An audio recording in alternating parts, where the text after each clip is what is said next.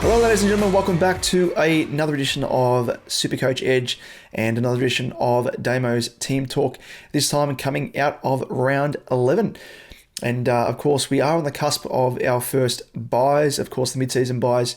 They are an absolute joy as always, so no doubt we'll be talking about that in this episode. Of course, going through the wrap of what trades I made and what ones I'm looking to make coming up across the buy period. But first and foremost, if you're tuning in for the first time, consider, of course, giving us a sub. That would be absolutely fantastic. That's all we ask in terms of viewership and your support, so that would be absolutely fantastic. So thank you, as always, for tuning in. Of course, if you are listening to us via Spotify, Apple iTunes, all those different platforms, if you can give us a rating on that, that'll be absolutely fantastic as well. Just give us 10 stars. I think they're only capped at 5, but try your best. But anyway, ladies and gents, let's have a look, of course, at how he went for round 11. And as you can see, he ended up scoring a very, very nice round. It could have been better, which I'll get into in a moment. But I scored 2,404, and a lot of people were scoring around about 2,300, 2,350. So very, very happy with that, considering. And as you can see there, I finally cracked the top 2K, almost the top 1,500, and I went up in rank 845 spots to now sit ranked 1,637th overall. Team value is creeping right up there, which is always good to see. On the cusp of 14 million, I'm currently at 13,859,600. And let's have a look at my team and how the individual players fared. So as you can see here on screen, I ended up winning 11 out of my 12 league matchups, and if I was less than that, I would have been surprised, considering it was a very, very nice scoring week for myself.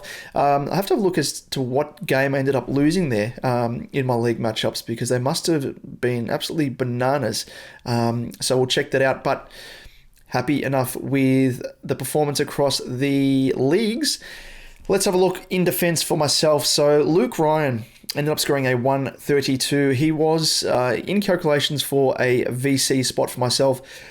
I think it was probably up there in terms of the most popular player VC'd for the round, and I opted to not fade him because I knew he was going to go well against the Pies, because they do concede points to opposition defenders. But I had my eye on a couple of other players, namely, and I'll get into them probably first and foremost, whilst I'm chatting about VC and Cs, because it does link in with my overall score and how it could have been better, because Zach Merritt was my choice as my VC, just with his history against the Tigers.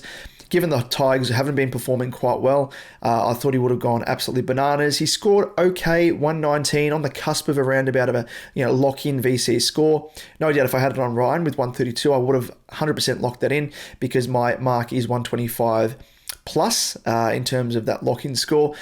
But the C, I was always keen on one guy, and you would have heard us talk about it, Liam and I, in the weekly podcast, or vodcast, of course, here on YouTube, in terms of our I Am the Captain Now segment, and I was very keen on Maxi Gawn. And there was a reason for that, and I'll pull up the numbers in a moment, because I ended up tweeting them, and they were absolutely crazy in terms of, I guess, his history against the Saints, and then of course combining it with I guess recent matchups that Ruckman have had against the Saints and how well they've scored. So here it is here. You can check it out on my Twitter at DamoJ88, of course. And I said, looking at Gawn, he ended up scoring, because his previous two games were around about 80 odd, I think, is what he scored against the Saints. But prior to that, he ended up scoring a 137, 135, 126, 133, 127, a 145, and a 128. Just incredible numbers there.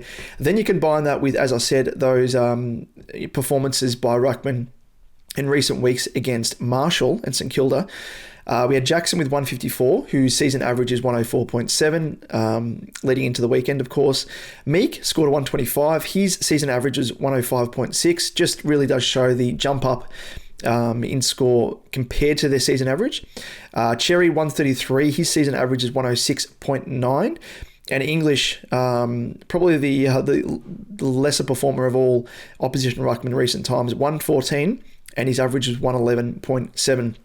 But combine both of those, and as you know, I'm a numbers man, much like Liam, as we are here at SuperCoach Edge. We're driven by the numbers, driven by trends, and this was a really, really big trend. So I was really hot on keeping the C on Maxi Gawn in light of Zach Merritt only scoring the 119. So, as it turned out, happy with that, put the C on him.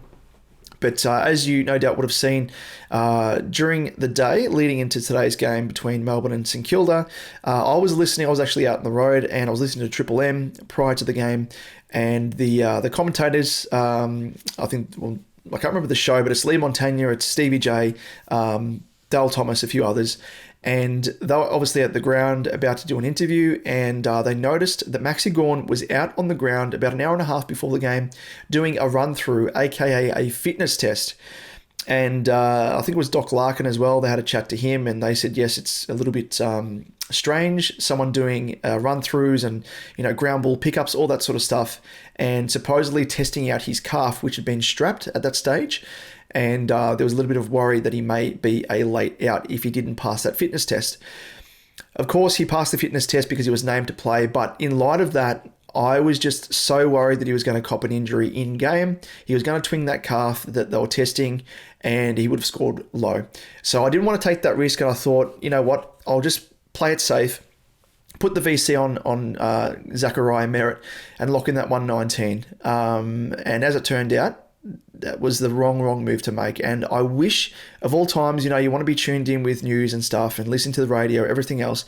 I wish I wasn't listening to Triple M at that stage, or on Twitter, and I wish I missed this news, because I would have obviously kept the C on Maxi Gawn. I psyched myself out, took it off him, and of course he scored a 180, which as it turned out was 61 points better than Merritt, which if you put 61 points on top of what I scored, it would have been a 2,465 point week overall. So really, really does burn in light of that. I know, some people kind of get up in arms about, a difference of 10, 15 points. Like, difference between Lukey Ryan, 132, and Zach Merritt was only 13 points. So in light of that, I wasn't too worried about missing the VC on Ryan and Merritt scoring that. But again, just being driven by the numbers, backed up by the trend that Gawn had scored well against them in previous rounds. And then, of course, opposition ruckman scoring, as well as what they have been against Marshall and the Saints conceding by far and away the most points to opposition rucks. It just virtually was almost a guaranteed big game for Maxi Gawn. So that really, really did annoy me. And that was the one big downer on my week, despite the fact that I was able to score quite well. Because that probably would have catapulted me closer to the 1K mark in terms of rank. And I'm just ruining that opportunity. 61 points is a fair chunk. That's almost like the score of another, rookie on field, having a 23rd man type thing.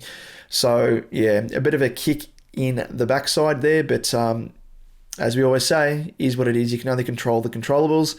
And if we knew any better, we obviously would have kept the captaincy on Max Gawn. But for those of you who missed the news, you would have been delighted, of course, had you kept the captaincy on Gawn. And let us know as well if you backed it in and kept the captaincy on Gawn because you had no other options, which is probably what I would have done if I didn't have the option there as I did with Garcia playing in that game. Oh, sorry, he wasn't named. Hugo Garcia, of course, wasn't named for St Kilda, so he was my loophole option to lock in Merritt's score. If I didn't have a loophole option, aside from him, which I wouldn't have, I would have been forced to stick with Maxi Gawn, run the risk, because my other options for that game and the next game after that, which is West Coast Adelaide, would have been Wangan Miller, would have been Harley Reid, and that's pretty much it. So, or Jack Steele, who I wouldn't have had confidence in. So, yeah, it's a bit of a much of a muchness, and I would have been painted into that corner to put the captaincy on Gawn, and it would have been a nice thing. But anyway, enough of that. Let's roll through our team ever quickly. So Ryan, 132. Very, very nice as usual with him. Great matchup, scored well as expected. Nicky Dacos, 130. He was my VC in fantasy and scored very, very well as well. Very similar score. So I was stoked with that. Harry Sheasel, 119. A lot of people talking about potentially getting rid of him. Don't do it. He's just shown time and time again, especially in the past couple of weeks, where even if he's not playing exclusively in defence, he's able to get, when he gets pushed back there, to score well and make up points that he perhaps had lost with a slow start to the game if he was played in the midfield. Nicky Martin, 97, bit of a disappointment against Richmond as well. But to Richmond's credit, I think they played pretty well, and that was probably part of the reason why Merritt and Martin didn't score all that well. Although in Martin's case, probably more to do with his wayward kicking, which is creeping back into his game, and also with Ridley playing well, kind of a bit annoying, meant that Martin had to sort of push more up towards the wing, which is kind of what he was playing anyway last year when he was having a bit of a nice season. Wangani Miller at 118, he again has turned his season around. I think that's his fourth 115 plus score in a row, if memory serves correct. Yes, it is. Yeah, so he's been pretty consistent the past month. 115, 113, 112, and 118. So super stoked with him. He is now up. He'd probably be close to the top 10 scoring defenders. Let's have a quick squeeze.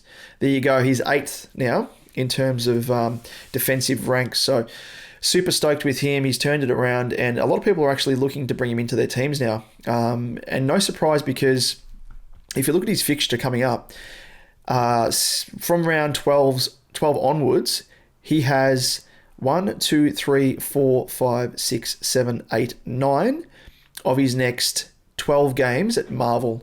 So, it's going to be a very, very nice run for him, and should have every opportunity to score well in the old tin shed, as we call Marvel. Thomas Stewart, 110. Now, he turned his score around very, very late in the game. I think it was on around about 80 odd with about 5 minutes to go. And of course, because Geelong came back against the Giants, small margin meant there was huge scaling. So Stewart was getting a few intercept marks, getting bulk possessions, kicks galore, and ended up being scaled up to 110, believe it or not, within the space of 5 minutes. So I think he actually ended up going to 112 or 113, got scaled back down to 110. But yeah, that was probably his biggest score in a long while, if I was to guess. His last biggest score was round 8, 104, 84, 75, and then 110 on the weekend. So, as it turned out, was his 5th ton in 10 rounds. So, hopefully he can turn it around, but I think still for me at this stage is going to be a bit of a luxury sideways trade to Houston potentially, or a Hayden Young. But we are hoping that he can turn it around, because I think potentially we might be able to carry him, but the round 14 buy, which I'll get into a little bit later and go through my buy structure and stuff, isn't too crash hot for round 14. Round 15, it's not too bad. Those are the two sort of buy rounds that will impact people more often than not.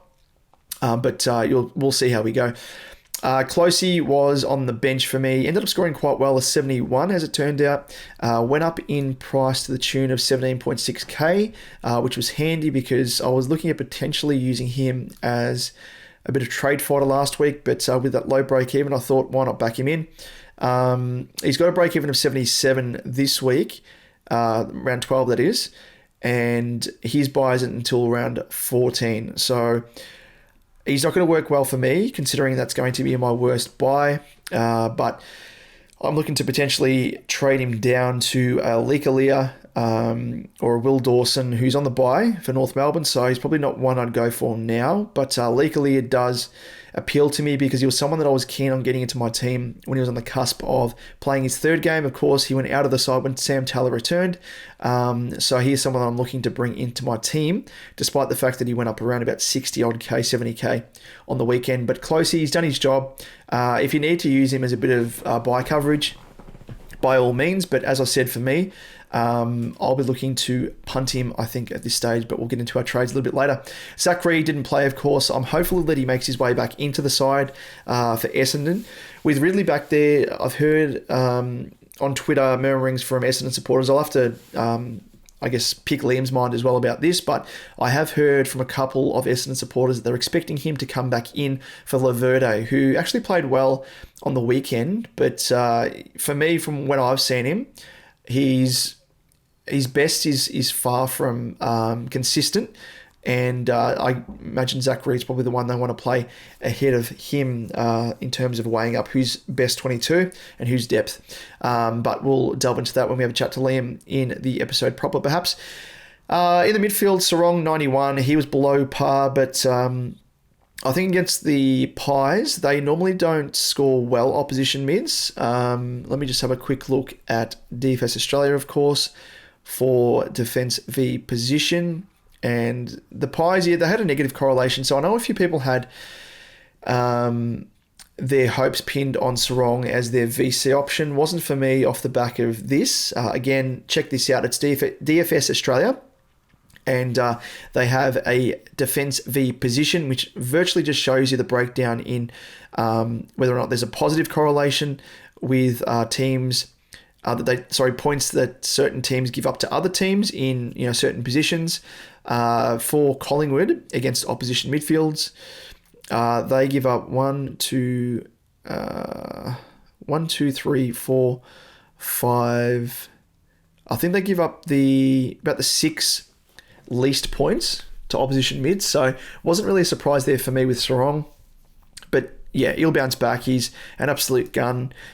He's still ranked as the number one, not just midfielder. We're talking, actually, no, sorry, he is ranked the best midfielder overall in SuperCoach at the moment, but the third highest scoring overall in terms of any player in any position. So you want him in your side. Zach Butters, 113. He was my new recruit for the round.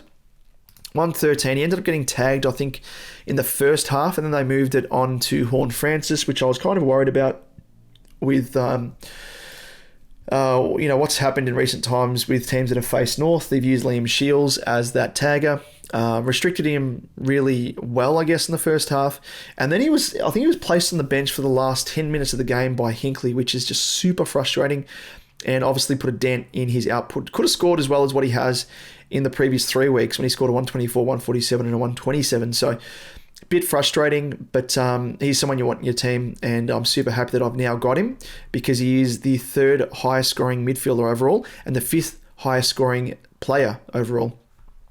Bont, 135. I know there's some people put a flyer of a VC on him and scored well, to his credit and to the credit of the people that put the VC on him. It was good to see him bounce back after a bit of a down week the prior round. Zach Merritt, I spoke of him, 119. Richmond, as a whole, played well enough to really restrict his impact and the likes of Martin and everyone else, apart from, of course, Ridley, who's absolutely smashed it. Took him 95 against my mob. He was being paid some close attention from what I could see in the game, but a 95, he's thereabouts still.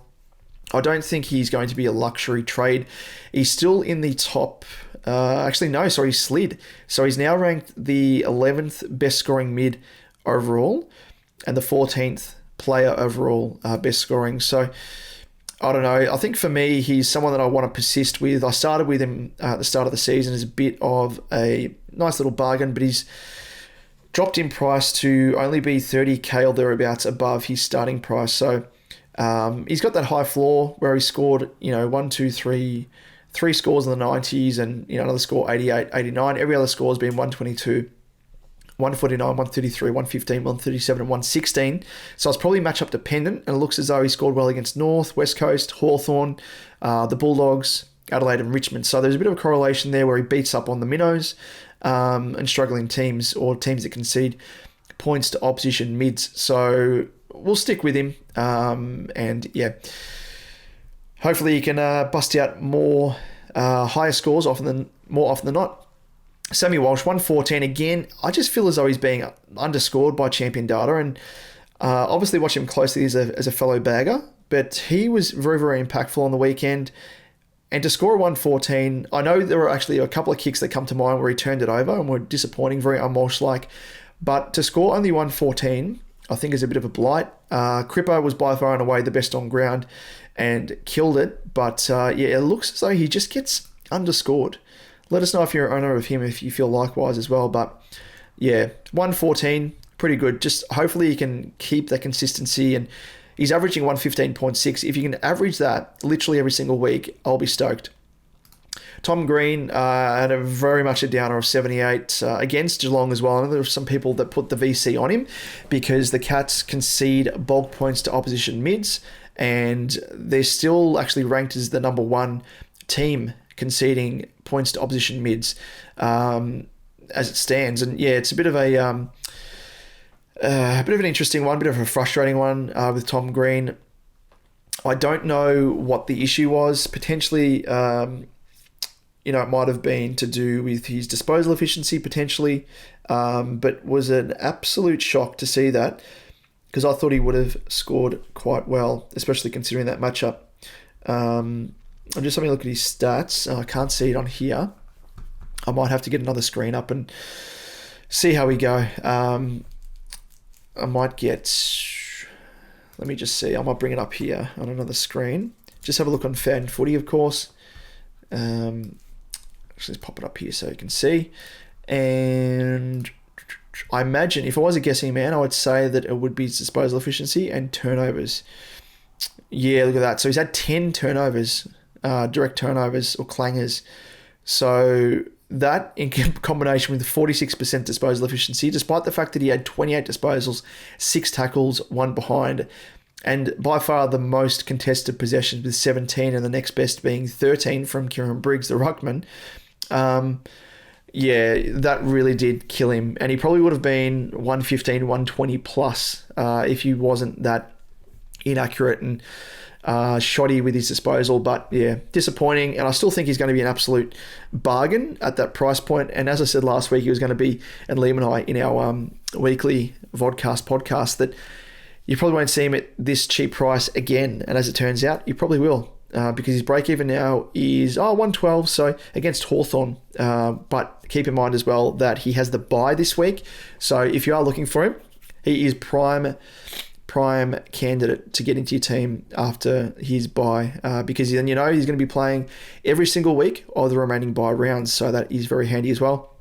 As I said, Garcia was my captain loophole, VC loophole here in this case. Wish I didn't have him because I would have, as I said, backed in Gawn with the C. But of course, Steele was looped on 101. He's a bit of a liability at the moment. I don't know what's going on with him. He's going just so. It's not danger territory as yet, because he's still scoring. He's got that high floor, which is always good. Plays West Coast this week, so hopefully does bounce back. And West Coast give away the second most points to inside mids, as you can see here on screen if you're watching us on YouTube. But yeah, we'll persist with him and assess things after his bye. Maxi Gawn, spoke enough about him. 180, absolutely obliterated Marshall. So for those people that were hoping that he was going to drop in price, and I know there were a few, and I know Liam was one of them because he's a non-owner of Gawn. Sorry to say, but he smashed his break-even, which was a lofty, I think it would have been about a 165, 170 odd at a guess. And it does mean that he's held his price. And this 180 score that he scored is going to be in his price cycle for the next 2 weeks as well. So his break-even is 103 on the weekend, coming up against Freo, and then against the Pies when he has a break-even of 89 if he can score a 130, 131 across the next couple of weeks. And then, of course, there's the buy in round 14. So if you don't have him, you're probably just going to have to afford to wait until after his bye, because then he faces North Melbourne in round 15. So North Melbourne, they actually have a negative correlation to opposition rucks, but that's probably the time to get him. Would have been time to get him over the past couple of weeks, but if you don't have him, is what it is. You're just going to have to grin and bear it. I think at that big price point, Lukey Jackson with Sean, I was going to say Hodor, Sean Darcy, of course, Shrek Hodor. He made his return and relegated Jackson back to the forward line prominently. Only scored a 67, disappointing, but I think we're just going to have to come to expect this. If Darcy's in the team, hopefully, and we don't like to wish injuries upon players, but we just know with the build of Sean Darcy, he's built like a suburban footballer. He's going to break down at some stage. He's going to get sore. Soft tissue injuries follow him around like the plague. That Jackson's going to get, an opportunity to be the number one ruck in coming weeks. So we just hold on to that. And he's still averaging a 101.3, which will have him around about the top. Yeah, he's still in the top 6 forwards. He's ranked at number 4 at the moment in terms of scoring output for forwards. So if you don't have him in your team, I'll be looking to get him, but probably just have a look in terms of upcoming matchups, like Melbourne coming up in round 12. they have a positive correlation. They give away the third most points to opposition key forwards. So it might be time to jump on him if you're looking for a bit of assistance up forward. And at that price point, 508.1k, he's actually 38.9k below his starting price. Has a break even of 75, so could eclipse that potentially. And if, as we say, Darcy goes down injured or gets sore, and if he's only just made his return, he may be cycled through the ruck a bit more often until Darcy gets his fitness back. So look at Jackson. Of course, Jordan Sweet finally played, scored a 74, went up an extra 64.6k, which was handy, and he's gone up in total 150.7k. So he's by far made enough coin for us overall to date, which is good to see. Has a break even now of 32. Hopefully, Solo isn't ready to return yet. From what I saw on the weekend, I think his return date is 1 to 2 weeks away. Hopefully they're conservative with him, and he's an extra couple of weeks away. When do Port have their bye? Because that probably gives a bit of an indication of whether or not they rush Solo back or perhaps wait until after their bye. Yeah, so Port have their bye in round 13. So you'd think that given that, they would play Sweet another week for round 12 up against Carlton. And then, with the bye in round 13, look to play Soldo back in the team in round 14 against the Giants, which will be an away game, but that's probably what I'm thinking they would do, reading between the lines. So we'll at least get another price rise out of Sweet, and hopefully, because if he scores 75, which is virtually what he scored the previous 2 weeks with 74 apiece, he'll go up potentially another 20k. So that'll make his total price rise 170k overall, and will be right for the picking. You can always keep him as well if you wanted a bit of, cover across the buys.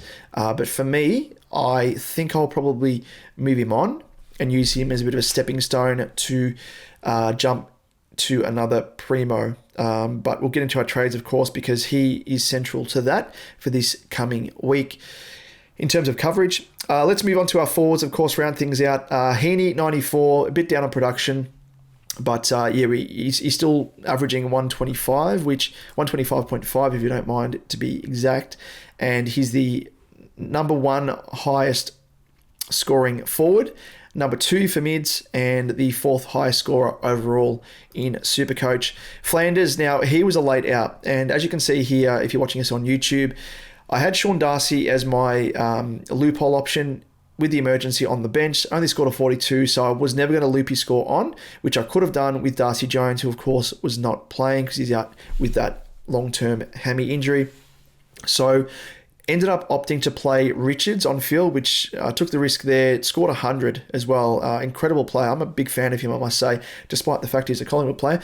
He looked really, really good. And then, of course, I rolled the dice on Revel because I was impressed with how he looked the previous round, scored a 64. But of course, with Flanders being a late out with illness, it meant that I had to just grin and bear it with Darcy's 42. A lot of people would have either played him, or if they weren't able to loophole, they would have played him if they didn't have the emergency loophole. For those of you that tried to emergency loophole, you would have had him as well. So as a bit of coverage. So nothing lost, nothing gained there, and it was fine. I was just happy that I had some sort of coverage, considering the havoc and the carnage with him being a late out. Zach Fisher, 113, and he's been in my team for a couple of weeks now, and he's at least provided that safety net that I was hoping for, with a bit of money up the sleeve over the past couple of weeks.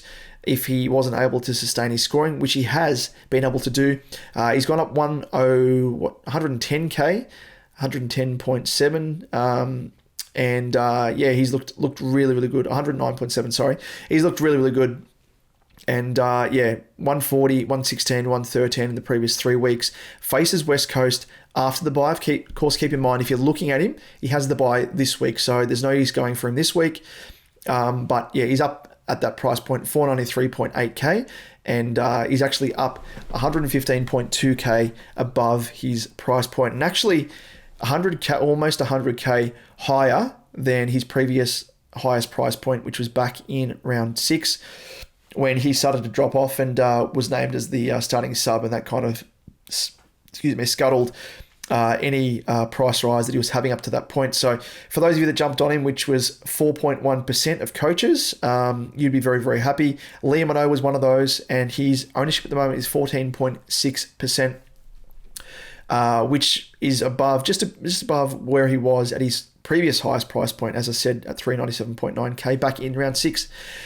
So he has been really, really good, and holding out hope that he potentially is a top 6 forward. Got him in as a bit of a small hope more than anything, but just to help me with scoring whilst McKercher is out, which we don't know when he's going to return. They're saying after North's bye, but even then, with a hot spot in your foot, that can develop into other issues, hairline fractures, all that sort of stuff. So I imagine they're going to be conservative. Harley Reid, 73, obviously kept him last week, was lucky enough to have him for that massive score.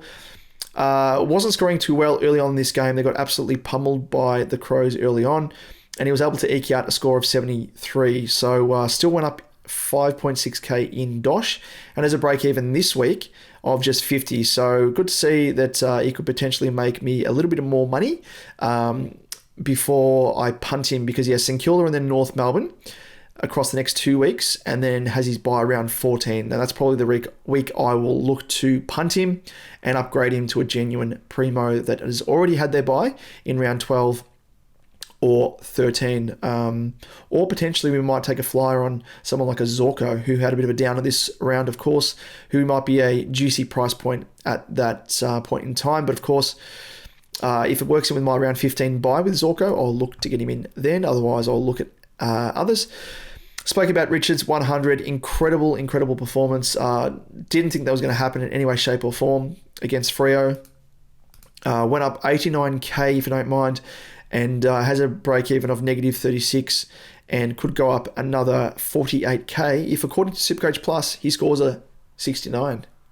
That's a bit of a wink for people tuning into the audio podcast, because we had a review by a noble lady who said that the ding ding reference, of course, even though it is obscure, is not acceptable in households. So I will take that on board for a little bit. I just winked again. For those people tuning into the audio podcast, and apologies to those people tuning into the YouTube for that weird wink. But you know what I mean. Anyway, Revel, 64. He looked really, really good as well. And happy enough with that score. Really in line with similar to what he scored the previous week with a 73. And went up 44.9k. Has gone up 103.3k in total. Does have the bye this coming round in round 12, but has a negative 17 break even. And people were still jumping on him. His ownership is 22.2%. Went up, 2.4%. On the weekend, and I'd still say he's at a price point where you could probably still even jump on him. I don't know how much more cash he's got to make. He might make another 50k, but all we know all you need is a bit of a spike score, and you can start generating bulk dough. Sean Darcy, 42, spoke of him. He was on my bench, came on as that emergency for Flanders out with illness, and his break even now is a 95. Which isn't ideal. Faces the Pies, who give up they actually got a negative correlation to opposition key forwards. They have a positive correlation. They give up the second most to general forwards, but he is more classified as sort of a key tall forward, is Sam Darcy. So went up 11.4k, has gone up in total now 255.6k. Which we're absolutely stoked with, considering he looked like he bottomed out back in round 8 at 314.9, now at 379.5k. So, another, 65k roughly, which is handy to have eked out as well. So he's probably at the stage now where we need to move him on, but we'll need to work out if we can afford to do so, keeping in mind that, of course, we are in the bye weeks. So his bye is coming up in round 15. So I don't know if we can hold him for another 3 weeks, because he's going to start bleeding cash, unless, of course, again, he has another spike score, which he probably won't against the Pies. But against the Lions, they got a positive correlation, probably give up the fourth most to opposition key forwards. And then Freo, who they give up the, 1, 2, 3, 4, 5, about 5, thereabouts. 5th or 6th most points. to opposition key forwards. But yeah, we'll look at him potentially as being a bit of a downgrade option if we can afford to, because again, we can't hold him for the next 3 rounds. I think he's going to start bleeding cash. And then Darcy Jones, of course, is not playing out with that long-term hammy injury, but a nice little loophole option pre-buys.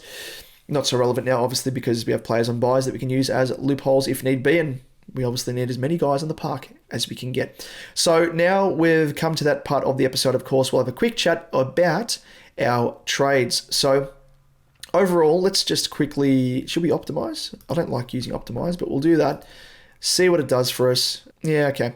So what it's done at the moment, obviously, we'll just count the number of players that we've got playing this coming round. We have 1, 2, 3, 4, 5, 6, 7, 8, 9, 10, 11, 12, 13, 14, 15, 16, 17, 18, 19, 20, 21, 22 if we count Jordan Sweet. Of course, Jordan Clark's out suspended, so we can't use him even if we wanted to.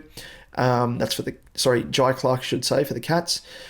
Out for a week for a head-high bump. And yeah, we've got 22 with Jordan Sweet. Obviously, Jordan Sweet's stuck at R3, Jackson R2. I don't have any DPP forward ruck swings. Garcia, of course, we counted amongst that. We don't know if he's going to return, but the Saints season is absolutely cooked. So you'd think that as stubborn as Ross Lyon is, they bring back maybe a Garcia and start sort of cycling a few of the young guys through the team. But if he doesn't play and we discount Sweet, that still gives us 20. So, yeah, I think from what we're going to do here, we're in a good position. As I always say with every bye week, yes, it's best 18, but try and aim for as many guys as you can get playing, because if you have 20 players playing on that bye week compared to other people who have 18, it gives you 2 extra players that if one of your players has a down game, at least you have another 2 players, potentially another couple of chances where their score could sub on for that down player, or the player that's had a bit of a down score. Compared to those people that only have 18, they're stuck with that player's score. So you can really, really easily get a leg up and a bit of a step over the rest of the competition with that in mind. So I am thinking about potentially switching a player like a Darcy Jones to a Livingston as a ruck forward DPP to allow me to swing Jackson back into the forward line. He'll play on field for Fisher, who I've got there as my only player with the bye in the forward line, and then obviously be able to play Sweet in R2. I'll need to obviously wait until teams are announced on Wednesday, thankfully, with Port playing first up, so we'll know early. There's no extended benches, thankfully. So Hinkley, you've got to give it to a Sweet. So you like that? Yeah, you have to really account for that. So Darcy Jones could be that option. That'll give me around about roughly 80k if I downgraded Darcy Jones to a Livingston. Longer term, it's going to help me as well, just for providing ruck cover. I am still trying to get an English or a Marshall in my team. I still don't know who I'm going to get in. Of course, Marshall had an absolute stinker against Gawn today. But yeah, and then English as well. He's had a few down weeks as well and hasn't really looked the best. So yeah, these 2 guys, I don't know who I'm going to go for, but they both have the bye in round 15 from memory. So yeah, I've got a little bit of time to wait. Both of them are on the downward trend in terms of their pricing, which is a bit handy for me. So I can afford to wait and assess a bit closer to that week. But hopefully Sweet can last as long as we can and yeah, provide us with a bit of extra cover. Outside of that, I don't think there's anyone that I can really try and bring into my team that's going to help me or that is at a price point where they're attainable. So there's obviously Zorko, who had a bit of a downer. Thankfully, for those of us who don't own him, he went down 6.7k to now sit at 610k overall. He obviously has the bye this week, so I wouldn't be able to go for him anyway if I wanted to. But then round 13, he plays the Dogs with a break-even of 128. So hopefully he can have a bit of a down game again, lose a bit more in cash and go down below the 600k mark. And then I'll be prepared to, take a flyer on him, get him into my team, because the forward line is an absolute shit show, as we know, across the board for most of us. And we've really got to try and get as many primos in here at the moment as we can. And that's part of the other reason as well, is trying to get, Livingston into my team as that non-playing player, but more so as that ruck forward DPP switch to get Jackson forward, to really shore up the forward line, because I'm running at the moment 3, maybe 4 rookies a bye round, with primos on the bye, which isn't in the forward line, that is alone. So yeah, we're going to be looking down that path. And then the other one, as I said, Zorko is unattainable. He's on the bye anyway. I've finished my defense. I've finished my midfield. My rucks I'm going to wait on, because as I just said, English had a bit of a downer. He's gone down 31.4k. He's at 565k. So I'm glad I waited now and didn't jump the week that he was playing the Hawks, even though he scored a 135 against them. He's actually at his season low price point, 565k, has a break even of 138. So yeah, he's someone that I'm looking at. And then of course, as I said, with Marshall, I don't want to jump on him yet either. He's even more expensive. He went up 29.2k because he had that low break even. 617.3k, so more expensive than English now. And faces West Coast, so he could do as we know, West Coast play pretty well against Gawn, so they could try and nullify Marshall as well. But again, they might be a similar sort of price point as each other, English and Marshall. Well, English is going to be cheaper than Marshall, but we've got a bit of time to wait for those. And then in the forward line, as I said, with Zorko, he's really the only one that I'm keen on getting in. Rankin would have been the other one, but he's obviously injured. He's at 552. Curnow is another one that I'm keen on. 468.8k. He's actually gone down 76.5k overall, and he's ranked as the 8th best forward thus far. But his scoring overall hasn't been too bad. He's had four scores over the ton. He's had a 90, 96, which have been close enough, a 90 on the weekend. Other scores, 75, 78, 59, 71. So he's in calculations for me of being a bit of an outside chance of a top 6 spot. And this is what's really hard, because we have to kind of guesstimate as to who's going to be, a top 6 forward outside of the obvious ones in, Flanders, Heaney, Jackson, and the like. So, it's something we need to sort of factor in. So Caldwell is another one as well. He's the 9th best scoring forward. Scored an 80 on the weekend. Similar scoring to Curnow to an extent. With Parrish out, it does help him. It means he gets more CBAs, but longer term, with Parrish returning, I think it might put a dent in Caldwell's game. Let's just have a quick look at players and see what other forwards are to be considered.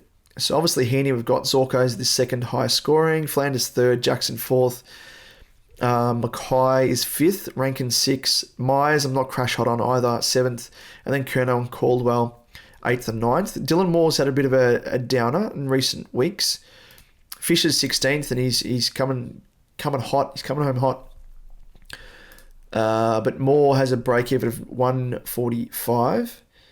And it's been up and down. Apart from those, the 3-week block where he scored 116, 136, and 140 in round 6 to 8, he hasn't really been, a standout. So it's hard. Like, there might be a close finish between the likes of a Moore, Caldwell, Curnow for these spots. But Rankin, I'm happy with him when he returns. Hopefully he can stay fit when he does. And obviously Zorko as well. But as I've said, in all of that, in summary, is a long way of saying that I think I'm in a position now because I can sit back and wait for my cash cows to keep making us money, and I can't reach for any genuine keeper primos that are going to be top of their line. I think this is the week where I can either do a single downgrade or potentially do a double downgrade. So just looking at my other cash cows I have, so McAuliffe has a negative 22 break even, Revel negative 17, Jai Clark 15, Sweet with a 32, Joe Richards negative 36, Garcia 4 when he does return hopefully. Who else do we have? Closey's up to 77, but we could potentially keep him if you wanted to. So we've got enough cash cows there that can really help us with our remaining, we got 3 spots, 3 rookies that we're looking to fill in our team. as well as, I know it's going to be 3 rookies because, Jackson's either a ruck or forward. So, it means that we should have enough cash cows to help step up to those primo spots.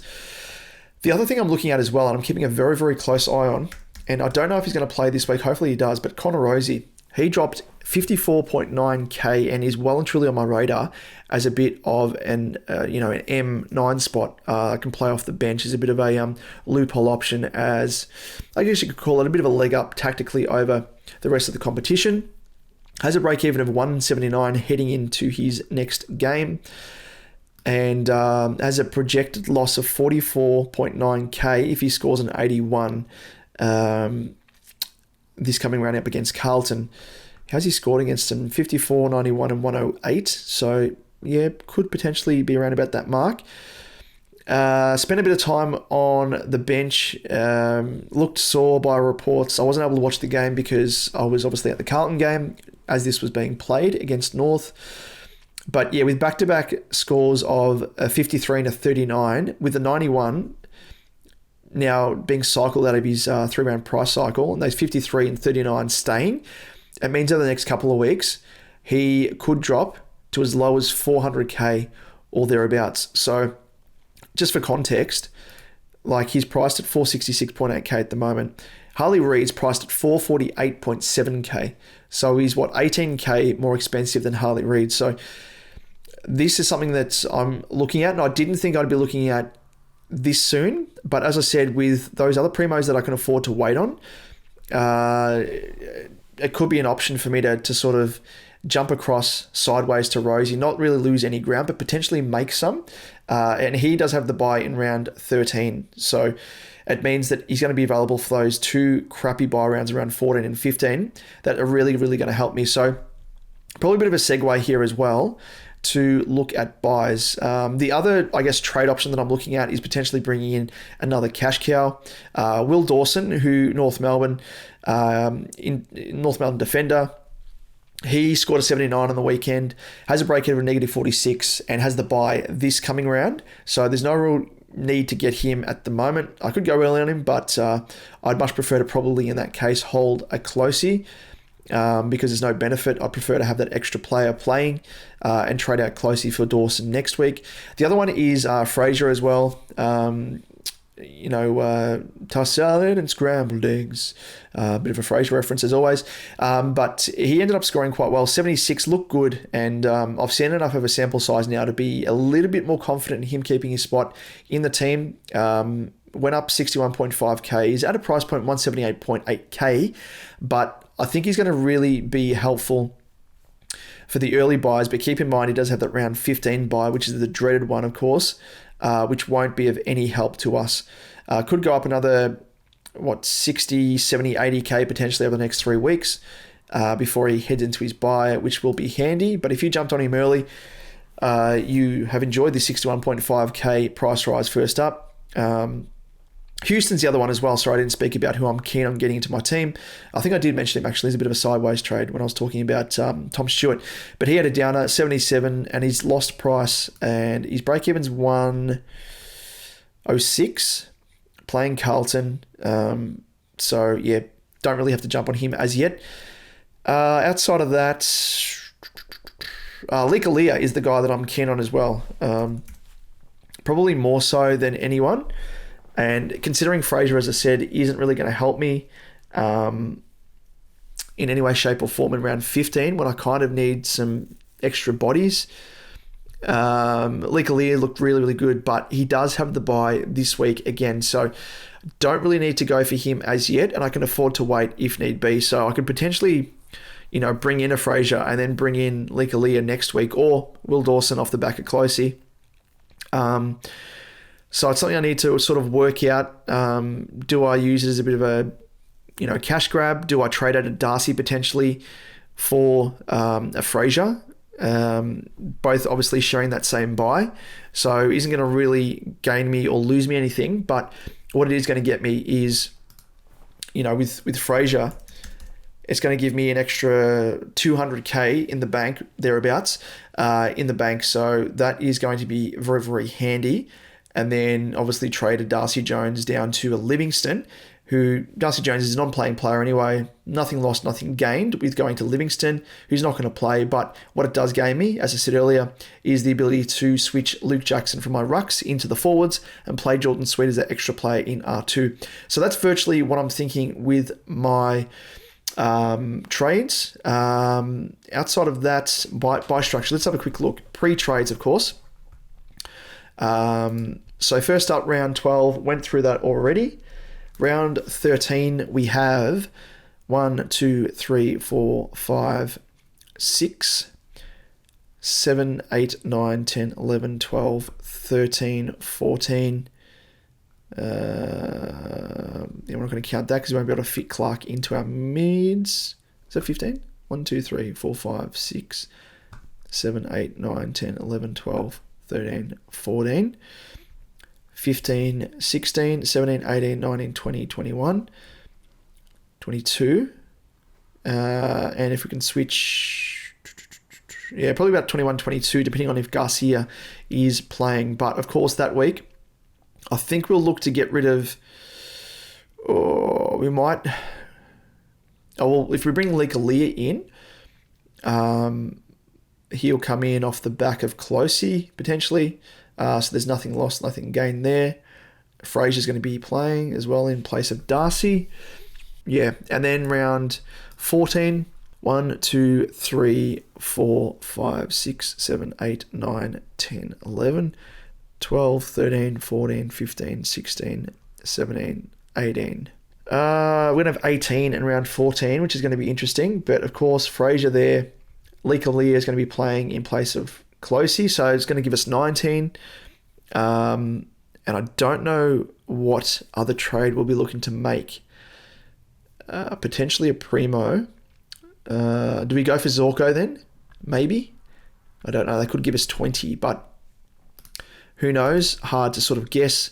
And then with round 15, which is kind of the dreaded one, we've got 1, 2, 3, 4, 5. Not going to count Zach Reed because he mightn't be playing, but he might if he does at 6, but we'll say 5, 6, 7, 8, 9, 10, 11, 12, 13, 14, 15, 16, 17, 18, 19.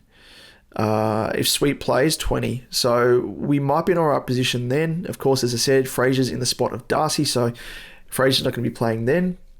Lee is going to be in Closey's spot, so he will be playing, so that's fine. And if Zorko is in our team via Reed, it's going to give us one less player.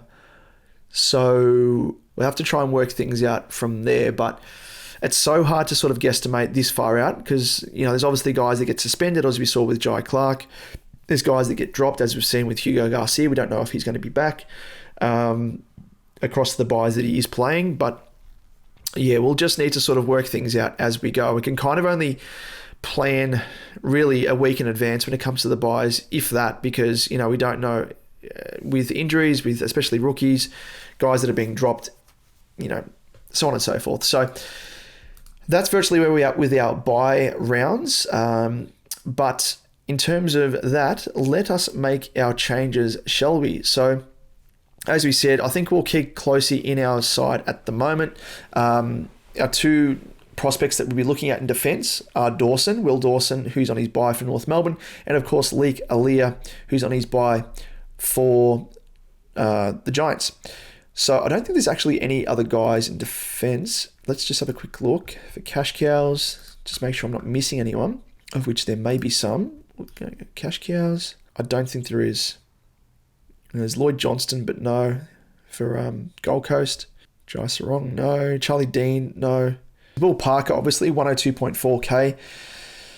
But as the sub, didn't have the best start, obviously. He scored a 30 to his credit, but not a fan of him. Yeah, apart from Will Dawson and Aaliyah, there's no one else. Let us go back now to my team, and we'll make these trades at the moment. So Darcy Jones goes out, and we'll see how our team shapes up.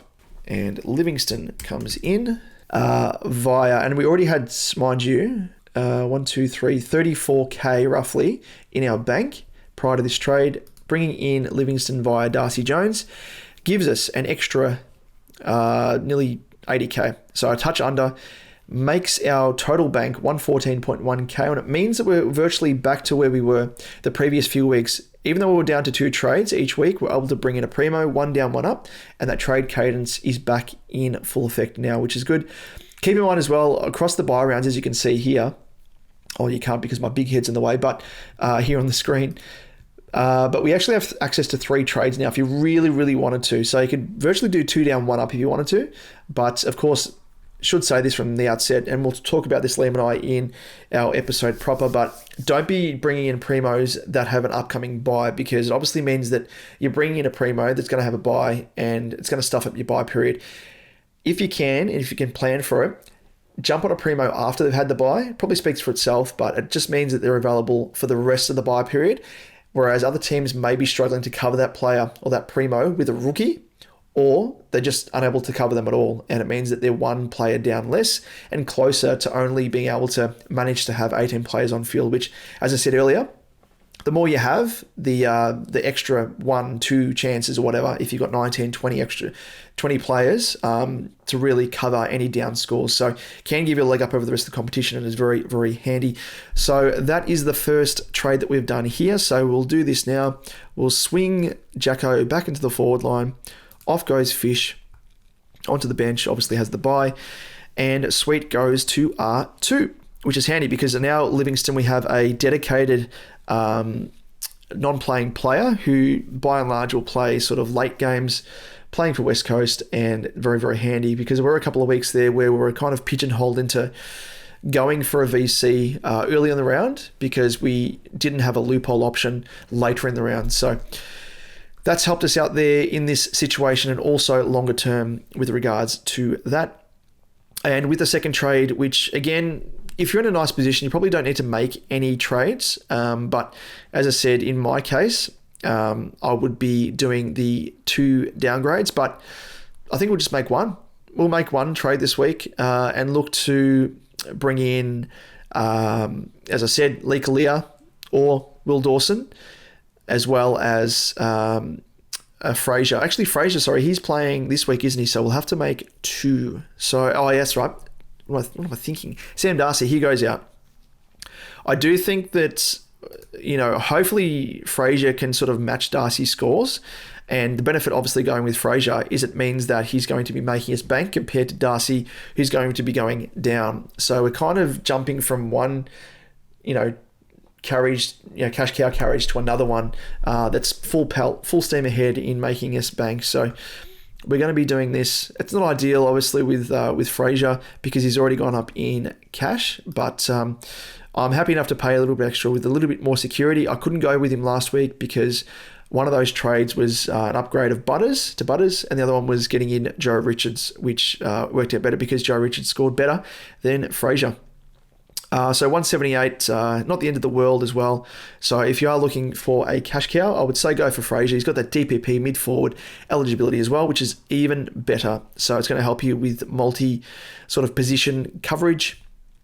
We'll bring him in and complete that trade. As you can see here, the Darcy trade down to Fraser gives us 200k pretty much on the dot, on top of the money that we already had in the bank. So that gives us 314.8k in the bank.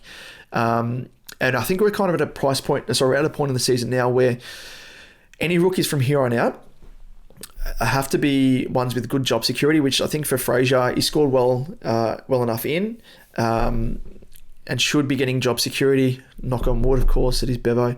Always fills me with dread getting in another Doggies player.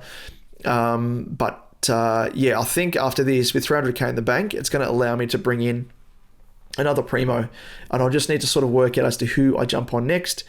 Is it going to be a Zorko, as I said, and is it going to come via a Reed, potentially? So Reed has that by, when was it? Round 14 or 15? Round 14. So I could potentially look to upgrade Reed then to a 600k player. That's still going to give me or leave me around about 100, 115k, which is going to be very, very handy to keep that trade cadence going. And then by that stage, I'm going to be down to 2 rookies in needing of upgrading, and that's going to be super, super handy. So those are the trades I'm doing this week, and let us just finally have a look at the number of players that we have on field. So we have a, believe it or not, full array of players on field. So we've got a full 22, which is very, very handy. And it means that we're, 4 players more than those teams that can only obviously field 18. So I think these couple of bye rounds, round 12 and 13, should be relatively easy enough to cover. So yeah, with that as well, we have a multitude of options with captains and VC options. So let's have a quick look at that before we sign off. Luke Ryan, he optimized my team, and of course he's been given the C, and they play second last against Melbourne. They give up. There's actually a negative correlation there, so I don't know. I think they're just going off the fact that Ryan's just now a resident seagull, flying around squawking for as many chips as possible. So I can understand that. They've put the V, which doesn't make any sense because Freo is playing Melbourne, so it doesn't make any sense to put the VC on Gawn and the captain on Ryan, so we'll look into that. Freo, they give up they give up the second most points to opposition rucks. So I think we might put the C on Gawn, and we'll just work out the VC. So just working our way back. I mean, there's merit against Gold Coast as well. Gold Coast give up a positive correlation, which is probably the 5th thereabouts. Just a quick look. Most points to opposition mids. Yeah. Steele against West Coast, I'm not really confident in. Bont against Collingwood. Again, there's a negative correlation there, but it is Bont after all. Butters against Carlton. And he, I think, is someone that normally scores well against us. 96, 130, 84. So I wouldn't mind maybe going VC on Butters. Outside of that, Sarong, which is in the same game against Melbourne, so we can't go him as the VC. I think, we could go Dacos against the Dogs. That'll be interesting because the Dogs give up, actually there's negative correlation to defenders, but Dacos is in supreme form. So I'd probably pay more attention to that and give more weighting to that than anything. So yeah, we'll have to work things out, but I don't mind Dacos, don't mind Sarong, don't mind Butters, Bont as well. That's pretty much it. And then Gawn I think is probably the optimum captain option. So that's pretty much it, ladies and gents, with my team, how things look, how things are shaping up, and I'm very, very happy with this. And the reason that I'm going for an early VC option as well, I must admit, is because you might have heard on the Thursday team sheet stream that I do every Thursday. I announced it then that unfortunately I will be overseas in the US working at the Cricket World Cup from the 31st of May and I'm not back until the 15th of June. So it does unfortunately mean that I will be MIA across that period. Obviously different time zones, whatnot. It's just going to be absolutely impossible to try and do any sort of show with Liam. But aside from that, I'm traveling with a couple of comedians that you may have heard of. They've got their own podcast. Incredible guys that I actually traveled to India with earlier last year for the Australia-India Cricket World Cup, which was awesome fun, but very, very busy, of course, on their comedy tour. It is The Great Cricketer. Those boys do an absolutely stellar job, and I'm just absolutely thrilled to be asked and invited along, especially to the US as well, of which I was only there back in October on with my wife on our honeymoon, and that was absolutely incredible. So to head back there, we're going to Dallas, and then we're going where the tournament kicks off, and then of course we're going to New York where other big games are being played, India, Pakistan, all that sort of stuff. So yeah, really, really, really keen for that. But of course, unfortunately, it does mean that SuperCoach Edge has to be put on the shelf for the time being. But however, having said that, Liam is hopeful of doing a bit of a live potentially. I don't know if we'll have capacity of doing a show proper, as I've done in the previous couple of weeks where Liam's been tied up with work on his end, just because I handle the production side of things, the filming, the editing, the uploading, everything like that. So because I'm going to be unavailable, it does mean that we're going to have to try and find an alternative method. So even if it's a case of potentially putting out the audio podcast and not the video, that might be an option as well. And just show him how to upload all that sort of side of things. And, the YouTube vodcast side of things might be put on shelf for a couple of weeks there. But we'll see how we go. Otherwise, he might be able to do a bit of a live stream on YouTube. But either way, we're going to try and continue our content whilst I am abroad for a couple of weeks. So I do apologize, but of course, I do need to earn a bit of money on my my normal day-to-day job. It is, of course, I own my own business as a videographer. Creative Edge Films, of course, with the Edge being a bit of a nod in the SuperCoach Edge side of things to my own business. So Creative Edge Films, I'm heading over there and helping out the TGC boys. So absolutely blessed, and I just wish that SuperCoach would be able to pay the bills and we'd be able to find a sponsor. So if there's any sponsors tuning in, hit us up. We'd be keen, of course, to have you on board. But it unfortunately doesn't pay the bills, and it is a passion project more than anything. We're absolutely stoked to be able to do what we do from week to week. But as we've seen in recent times, that with Liam's work, he's just unavailable, and then obviously with my work now, it's just one of those things. There's opportunities that you can't pass up. With an opportunity to work in the US, doesn't come around very often, of course. So. Do apologise yet again, but I will be back, of course, on deck on the 15th of June, and we will be firing it up, putting coal into the furnace, of course, and firing up the engines from then on as well. So do appreciate your understanding in advance, of course. Hopefully you're understanding and you're not throwing tomatoes my way in protest. Again, I can't thank you enough for everyone tuning in up to date. And, it's not as if we're finishing up. Of course, it's just a couple of weeks I will be unavailable. So the production side of things will take a bit of a step down. Hopefully, as I said, that Liam will be able to continue on with the classic SuperCoach Edge content in some way, shape or form whilst I'm gone. And you can always check out my Twitter feed as well. I'll hopefully put up some photos whilst I'm over there in the US and Instagram and whatnot as well. But checking in, of course, I will be still doing my SuperCoach team. I'll have to set alarms and stuff on my phone, which is going to be very, very interesting given the time difference. I'm going to be traveling as well, because I'm leaving on the 31st on Friday for the Friday games. So hopefully everything's set, and by the time I land, which is going to be on the 31st, of course, being a day behind in the US, there isn't any carnage, but it is what it is. It's probably a blessing that it's the bye period as well, because it's best 18. If there are any late outs, hopefully I go into the round with more than 18, so I'm covered. But I'm just going to have to, for the VC and C side of things, it's going to be very, very interesting days for me to try and coordinate things. But I don't think I'll be able to loophole, because I'll just have no time to do it, as I said, and with the time difference, it's going to be crazy. Anyway, with that, ladies and gents, I can't thank you enough for tuning in as always. And this probably goes without saying as well, that on Thursday team sheets as well, whilst I'm away, I won't be able to do them, unfortunately, and Liam as well, because he's just unavailable with his own work as well. He doesn't finish work until